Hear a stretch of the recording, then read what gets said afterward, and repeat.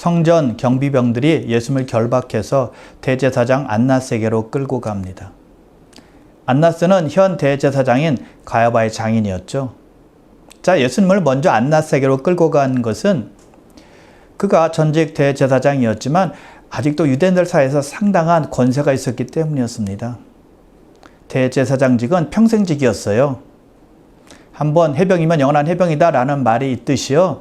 대제사장도 죽기 전까지는 대제사장이 되면 계속 대제사장이었다는 것입니다.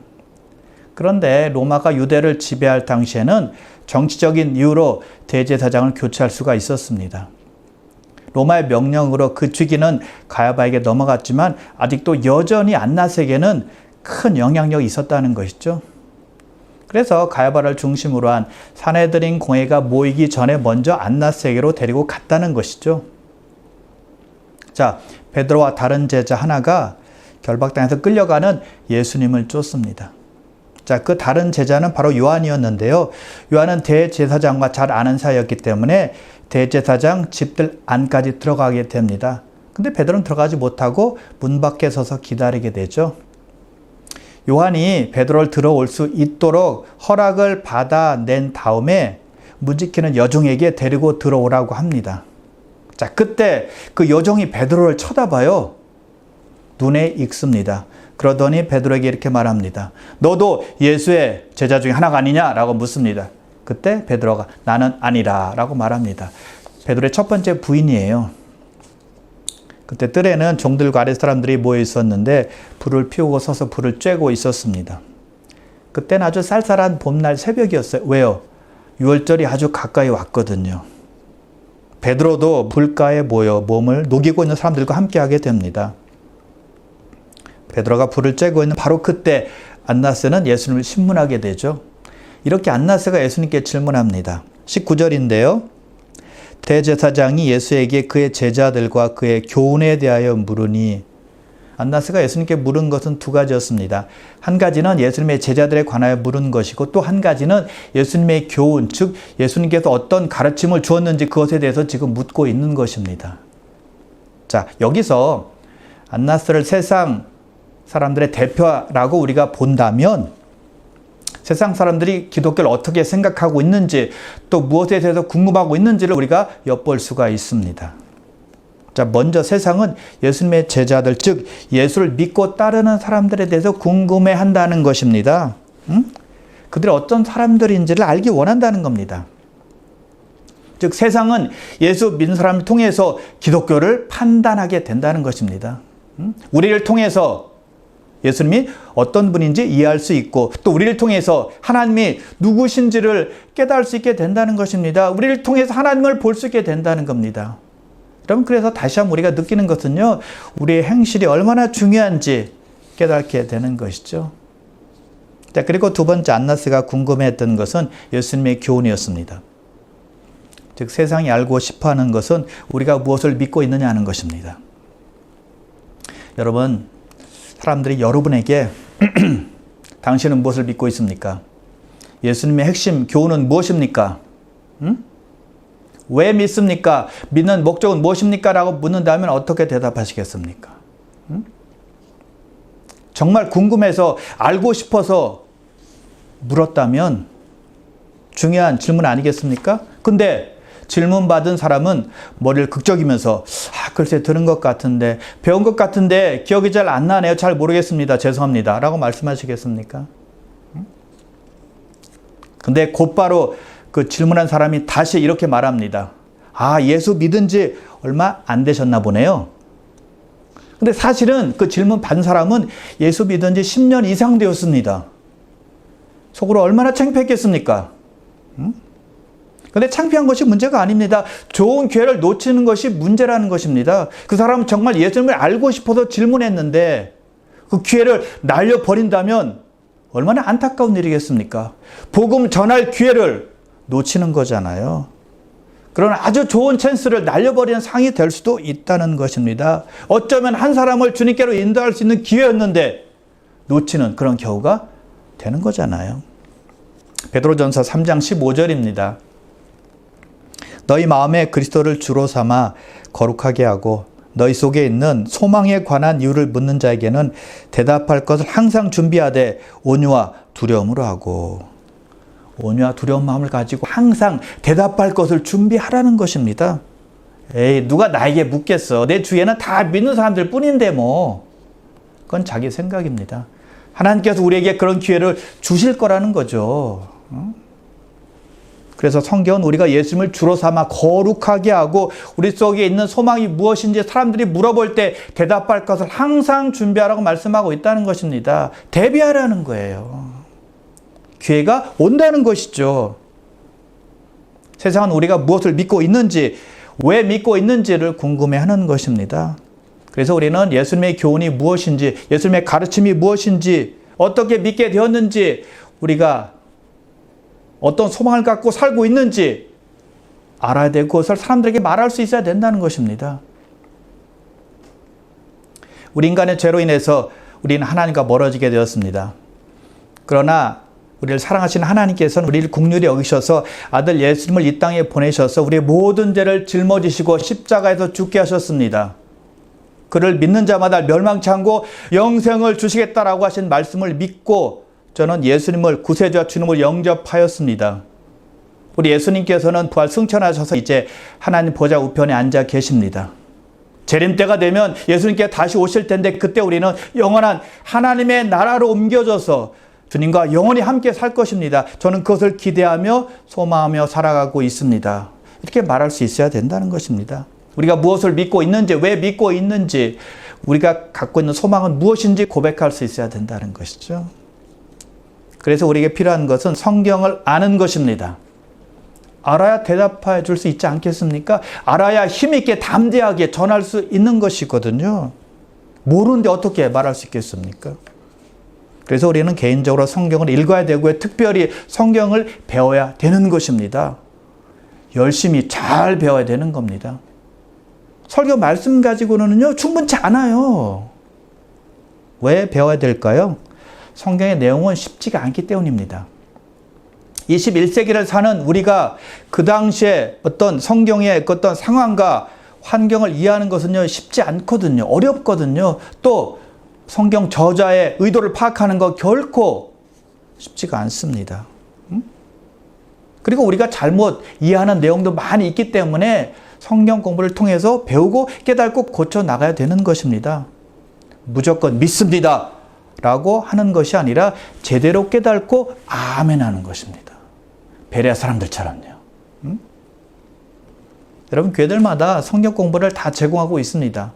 얼마나 좋은 기회입니까? 여러분, 세상에서 좋은 거 배우기 위해서는요, 돈을 내고 배워야 됩니다. 근데 교회에서는 공짜로 제공하잖아요. 얼마나 좋은 기회입니까? 감사함으로 배워야죠. 지식 없는 백성은 망한다고 했습니다. 하나님을 아는 지식이 있어야 된다는 것입니다. 말씀을 모르니까 하나님의 뜻을 모르는 거고, 그러면 내 마음대로 살게 되는 거잖아요. 그러면 망하게 된다는 것이죠. 많은 그리스도인들이 성경을 잘 알지 못합니다. 예수님의 교훈을 잘 알지 못하는 겁니다. 그래서 이단에 빠지는 경우도 생기고요. 내가 복음으로 신앙생활하는 분들도 꽤 있다는 것이죠. 엠마오로 가는 두 제자에게 부활하신 예수님께서 나타나셔서 그들에게 구약을 풀어서 설명해 주셨을 때 그때 그들의 마음이 뜨거워졌다고 했습니다. 말씀의 힘, 능력이 바로 그것입니다. 하나님의 말씀은 살아있고 운동력이 있기 때문이죠. 디모데후서 3장 14절과 15절인데요. 그러나 너는 배우고 확신한 일에 거하라.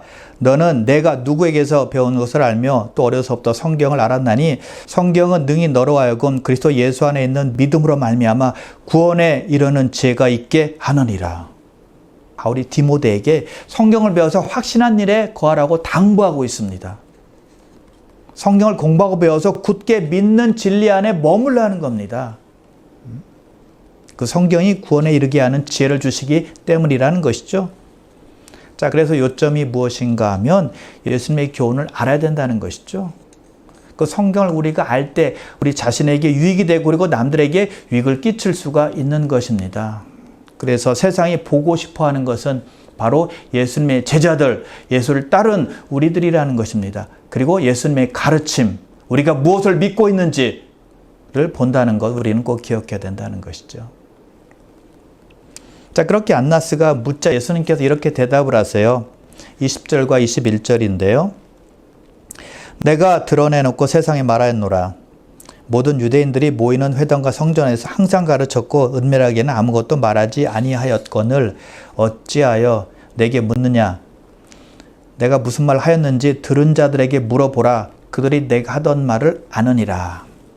예수님께서 자신이 회당과 성전에서 공개적으로 은밀히 가르치지 않고 다 알 수 있도록 보이는 데서 가르쳤다는 것입니다. 그러니 그 사람들에게 물어보라고 안나스에게 지금 말하고 있는 것입니다. 예수님은 안나스에게 무례하게 말씀하시는 것도 아니었고요. 협조하지 않는 것도 아니었습니다. 오히려 유대 율법에 따라서 대제사장이 먼저 증인을 세워야 된다라고 지적을 하신 것이죠. 증인 찾는 것이 어렵지 않을 테니까 그 사람들한테 물어보면 내 가르침이 무엇인지 알 수 있을 거야 라고 지금 안나스에게 말씀하고 있는 것입니다. 그때 한 경비병이 예수님의 말씀을 듣더니 예수님의 뺨을 때립니다. 그리고 이렇게 말해요. 내가 대제사장에게 이렇게 대답하느냐. 예수님은 어떤 죄로도 그 유죄 판결을 받은 적이 없습니다. 근데 죄가 없는 예수님을 때린 거예요. 율법에 어긋난 것입니다. 악한 재판에는 악한 사람이 있게 마련입니다. 재판이 악하니까 선은 거부하고 악을 따르는 거죠. 예수님께서 이렇게 대답하세요. 23절인데요. 예수께서 대답하시되 내가 말을 잘못하였으면 그 잘못한 것을 증언하라. 바른 말을 하였으면 내가 어찌하여 나를 치느냐 하시더라. 다시 장면은 베드로에게로 옮겨갑니다. 사람들이 베드로에게 물어요. 너도 그 사람의 제자 중에 하나가 아니냐. 그러자 베드로가 나는 아니라 라고 말합니다. 두 번째 부인입니다. 그리고 대제사장의 종 하나가 베드로에게 귀를 잘린 사람의 친척이었습니다. 이렇게 말합니다. 네가 그 사람과 함께 동산에 있는 걸 내가 보았노라. 베드로가 아니라 또 말합니다. 세 번째 부인입니다. 그러자 곧 닭이 옵니다. 자, 닭이 울자 베드로가 어떻게 했을까요? 마태복음 26장 75절입니다. 이에 베드로가 예수의 말씀에 닭 울기 전에 내가 3번 나를 부인하리라 하심이 생각나서 밖에 나가서 심히 통곡하니라. 베드로는 자기가 예수를 모른다고 한 것 때문에 그것이 생각이 나서 크게 통곡했다고 말씀하고 있습니다. 자기 죄를 인정한 것입니다. 자기 죄를 고백하고 회개한 거예요. 자, 베드로는 예수님을 3번 부인했습니다. 자, 근데 베드로만 그런가요? 우리도 예수님을 저버릴 때가 많이 있어요. 부인할 때가 있다는 것입니다. 여러분, 예수님을 부인하는 것은 다른 것이 아니에요. 예수님을 모르는 사람처럼 사는 것입니다. 예수님과 상관이 없는 사람처럼 예수님께서 기뻐하지 않는 것을 행하며 사는 것을 말하는 것입니다. 하나님의 자녀가 되었는데도 불구하고 하나님의 자녀가 아닌 것처럼 살아가는 거예요. 세상이 더 좋아서, 세상을 사랑해서 살아가는 사람이죠. 여러분, 근데 그럼에도 불구하고 우리 주님 우리를 사랑하십니다. 베드로를 사랑하신 것처럼요. 그래서 우리를 사랑하신 주님께서 우리에게도 역시 닭 울음소리를 듣게 하세요. 왜요? 깨닫게 하기 위해서. 죄에서 돌아서라고요. 회개하라고요. 그래서 우리의 죄를 드러내시는 것입니다. 그것이 설교를 통해서일 수도 있고요. 또 성경 말씀을 통해서일 수도 있고 또 다른 사람을 통해서일 수도 있을 것입니다. 또는 우리가 모르는 어떤 다른 방법을 통해서 하나님께서는 역사하세요. 깨닫게 해주신다는 것입니다. 어떤 방식으로든 하나님은 우리 죄를 상기시킨다는 것입니다. 왜요? 우리는 그의 자녀이기 때문이죠. 사랑받는 자녀이기 때문에 깨닫게 해주시는 거예요. 그런데 알 것은 어떤 식으로 역사하시든 주님은 말씀 안에서 우리로 하여금 깨닫도록 하신다는 겁니다. 자, 베드로가 어떻게 회개의 순간을 맞이했나요? 내가 닭 울기 전에 나를 3번 부인하리라 라는 예수의 말씀이 생각나자 밖에 나가서 통곡한 것입니다. 예수의 말씀을 기억하자 눈물 콧물을 흘리며 회개한 것입니다. 가슴 아파한 것입니다. 자기 죄를 슬퍼한 것입니다. 언제요? 예수님의 말씀 때문에. 말씀을 들었을 때, 그 말씀이 생각났을 때라는 것입니다. 즉 하나님의 말씀이 그분의 백성을 거룩하게 하는데 얼마나 중요한 역할을 하고 있는지 잘 알 수가 있는 것이죠. 말씀이 사람을 돌이키게 하는 것입니다. 하나님의 말씀이 다시 주님께 돌아가게 하는 힘과 능력이라는 것이죠. 아멘? 자, 그렇다면 우리에게 닭 울음소리가 들려올 때 어떻게 해야 되는 것인가요? 바른 반응을 하는 것입니다. 단지 눈물만 흘리는 것이 아닙니다. 회개하며 돌아가는 거예요. 그게 진정한 회개니까요. 시편 기자가 이렇게 고백을 합니다. 시편 38편 18절입니다. 내 죄악을 아뢰고 내 죄를 슬퍼함이니이다. 내 죄를 알면 내 죄를 아뢰고 고백하는 것입니다. 내 죄에 대해서 아파하고 슬퍼하는 것입니다. 회개하고 돌아서는 것입니다. 내가 있어야 할 자리로 다시 돌아가는 것입니다. 주님과 다시 함께하는 것입니다. 자, 베드로가 왜 예수님을 부인했을까요? 예수의 제자라는 것이 알려지게 되면 자신의 목숨도 보장되지 않는다라는 것을 알았기 때문이죠. 죽음의 위협을 느껴서 예수님을 모른다고 말한 거예요. 자, 지금도 공산국가나 또는 이슬람 지역이나 또는 예수님을 거부하는 지역에 사는 크리스찬들은 아직도 불이익을 당하고 있고요. 큰 박해를 받고 있습니다. 그런데 그 외 지역, 특히 미국이나 한국에 사는 사람들은요, 그런 어려움이 거의 없습니다. 예수 믿는다고 누가 문제 삼나요? 문제 삼지 않습니다. 예수 믿는다고 누가 박해하나요? 죽이나요? 아닙니다. 자, 그렇다면 우리는 어떤 면에서 예수님을 부인하며 살게 될까요? 세상 유혹 때문에 예수님을 부인할 수 있습니다. 물질, 만능주의적 사고, 문화 때문에 우리가 예수님을 부인할 수가 있습니다. 세상 욕심 때문에, 세상 즐거움 때문에 예수님은 나 상관이 없는 사람처럼 행동할 때가 있다는 것입니다. 예수님을 모르는 사람처럼 행동하면서 살 때가 있다는 것입니다. 그것이 예수님을 부인하는 거예요. 그것이 더 무서울 수 있죠. 슬그머니 우리 삶 속에 들어와서 우리 삶을 지배하고 또 거기에 젖어 살게 하기 때문입니다. 그런 삶이 당연한 것처럼 느끼며 사는 것입니다. 왜요? 세상 모든 문화가, 세상 모든 사람들이 그렇게 사는 것을 추구하고 있으니까 사회도 그것을 부추기고 있고요. 그럼 예수님보다 세상을 더 사랑하고 우선순위가 바뀌는 것입니다. 세상이 우선이 되어버리는 것입니다. 주객이 전도되는 것이죠. 그래서 야고보 사도는 자기를 지켜 새 속에 물들지 않게 하는 것이 경건이다라고 말을 했습니다. 그렇다면 어떻게 하면 우리를 믿음에서 지킬 수 있을까요? 어떻게 하면 새 속에 물들지 않게 할 수 있을까요?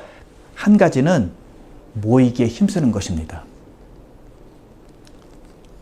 예배로 모이고 기도로 모이고 말씀을 나누는 교제에 힘써서 모이는 것입니다. 초대교회에서 그렇게 열심히 모였거든요. 사도행전 2장 46절과 47절입니다. 날마다 마음을 같이하여 성전에 모이기를 힘쓰고 집에서 떡을 떼며 기쁨과 순전한 마음으로 음식을 먹고 하나님을 찬미하며 또 온 백성에게 칭송을 받으니 주께서 구원받은 사람을 날마다 더하게 하시니라. 날마다 그들은 모였대요. 어디에? 성전에요. 또 집에서도 모였습니다. 집에서 모여서 떡을 떼며 음식을 함께 먹었대요. 떡을 떼었다는 말은 성찬했다는 말입니다. 그래서 하나님을 찬미했고 그러자 백성들로부터 칭찬이 있었습니다. 그러자 하나님께서 구원받는 자들을 날마다 더하게 하셨다라고 성경은 증거하고 있다는 것이죠. 모이기에 힘썼다는 겁니다. 히브리서 10장 25절인데요. 모이기를 피하는 어떤 사람들의 습관과 같이 하지 말고 오직 권하여 그날이 가까움을 볼수록 더욱 그리하자. 안 모여도 돼 라고 말하는, 모이기를 피하는 사람들과 함께하지 말고 모이기에 힘쓰라는 것입니다. 그러면 하나라도 더 말씀을 듣게 되고 한 번이라도 더 기도하게 되고 또 영적으로 어떤 한 번이라도 더 교제가 있다는 것입니다. 그러면 세상 욕심을 잊어버릴 수 있는 것입니다. 세상 생각에서 벗어날 수 있는 기회가 되는 것입니다. 근데 그렇게 모이는 것이 점점 더 힘들어지고 있는 세상입니다. 모이는 것을 방해하는 것이 점점 더 심해질 것입니다. 그래서 성경은 말씀하고 있는 것입니다. 모이기에 힘써라. 옆에 성도들 독려해서 함께 믿음의 자리로 나아가는 것입니다. 은혜 자리로 나아가는 것입니다. 대제사장 안나스가 예수님께 두 가지 질문을 했는데, 한 가지는 예수님의 제자들에 관한 것이었고 또 한 가지는 예수님의 교훈, 예수님의 가르침에 관한 것이었습니다. 자, 근데 예수님께서는 두 번째 질문, 예수님의 교훈에 대해서는 말씀해 주셨습니다.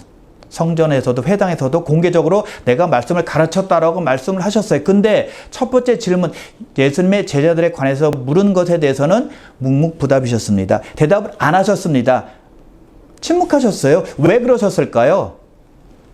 혹시라도 제자들이 다칠까 봐서, 혹시라도 제자들에게 해가 있을까 봐서 대답을 안 하셨던 것이죠. 끝까지 제자들을 보호하기 위해 하셨다는 것입니다. 요한복음 18장 8절에 보면 예수님을 잡으러 온 사람들에게 예수님께서 말씀하시죠. 이 사람들이 가는 것을 용납하라. 내 제자들, 내 사람들이 가는 것은 허락하라. 그냥 보내라 라고 말씀하십니다. 붙잡히는 순간까지도 제자들을 생각했다는 것입니다. 그래서 그때 제자들은 한 사람도 붙잡히지 않았습니다. 그리고 지금 신문 받는 이 순간에도 예수님은 제자들을 생각해서 제자들에 관한 내용은 한 말씀도 하지 않으셨다는 것입니다. 그런데 여러분, 지금 바로 그 시각에 베드로는 예수님을 부인하고 있다는 것입니다. 베드로는 예수님의 수제자였습니다. 3년 동안 예수님을 따라다니고 동고동락했어요. 근데 예수님을 모르겠다고 시치미를 뚝 떼고 있는 거예요. 예수님은요, 베드로가 자기를 부인하고 있다는 사실을 알고 있었습니다. 그럼에도 불구하고 베드로를 지키기 위해서 아무 말씀도 안 하셨는데 베드로는 예수님을 모르겠다고 맹세까지 했습니다. 나는 그를 전혀 모른다라고 했다는 것이죠. 여러분, 이것이 주님과 우리의 차이가 아닐까요? 아주 차이도 큰 차이입니다. 엄청난 차이죠. 우리의 연약함을 덮고도 남는 은혜라는 것입니다. 우리의 약함을 뛰어넘는 사랑이라는 것입니다. 성경은 밝게 말씀하고 있습니다. 우리가 아직 죄인 되었을 때 그리스도께서 우리를 위해서 죽으심으로 하나님께서 우리에 대한 자기의 사랑을 확증하셨느니라. 아멘. 그렇게 우리는 놀라운 은혜를 받고 구원받았지만 아직도 여전히 믿음이 부족해서 주님을 부인하며 내 마음대로 살 때가 너무나 많다는 것입니다. 세상 욕심 때문에 또 세상 즐거움에 취해서 주님을 몰라라 하면서 주님과 상관이 없는 사람처럼 살아갈 때가 꽤 많이 있다는 것입니다. 그럼에도 불구하고 여전히 우리를 사랑하시고 은혜 베풀어 주시는 주님이시라는 것입니다. 우리의 부족함을 알고도 사랑하시는 사랑이요 은혜라는 것이죠. 요한일서 4장 10절입니다. 사랑은 여기 있으니 우리가 하나님을 사랑한 것이 아니요 하나님이 우리를 사랑하사 우리 죄를 속하기 위하여 화목제물로 그 아들을 보내셨습니다. 우리가 하나님을 사랑한 것이 아니라는 것입니다. 하나님께서 우리를 사랑하셨다는 겁니다. 그래서 화목제물로 아들 예수님을 이 땅에 보내주셨다는 것이죠. 아멘. 그러므로 귀한 성도 여러분, 분에 넘치는 사랑을 받은 것 꼭 기억하셔서 우리도 우리 주님을 더 뜨겁게 힘을 다해서 온 마음을 다해서 뜻을 다해서 사랑하시기를 주님의 이름으로 축원합니다.